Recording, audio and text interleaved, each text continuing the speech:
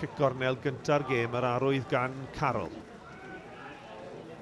Smith ar ergyd am y Bowen yn sgorio, a mae'n gôl hanesyddol i Luke Bowen i ganfed yn uwch gyngrau'r Cymru. Y gic gornel gan Carroll, y peniad gan Smith ac ar y postyn pella, Luke Bowen i roi Caerfyrddin ar y blaen. Paslac gan Luke Bowen, ar bêl gan James Davies. Davies, yr ergyd yn rhwydd heibio i Leedsy. Wel, y camgymeriad gan Luke Bowen yn ildio'r meddiant.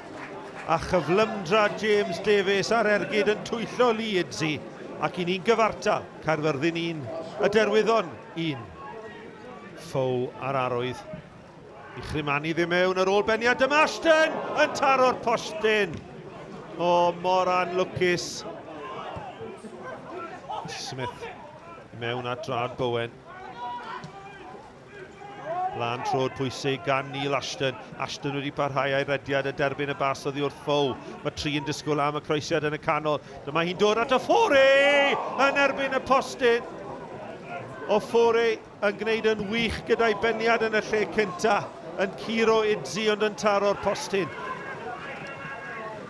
Mudimu at Ramirez Haworth, chwaraewr gore. Yr ymwelwyr yn yr hanner cynta yma.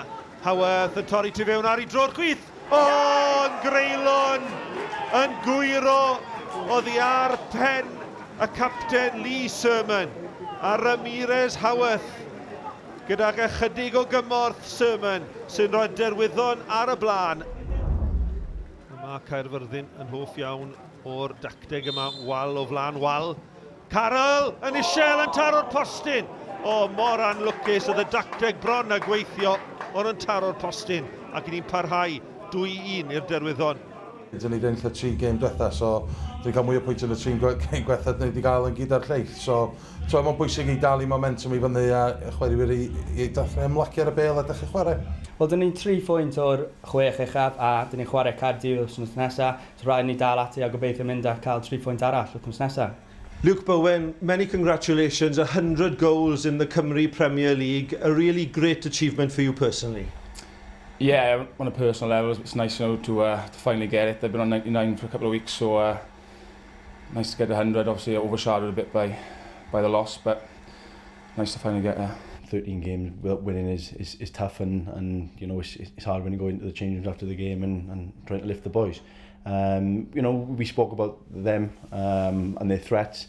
The first goal came from another mistake, and it seems that every mistake we make ends up in the back of our net at the moment, which probably happens when you're at the bottom of the league.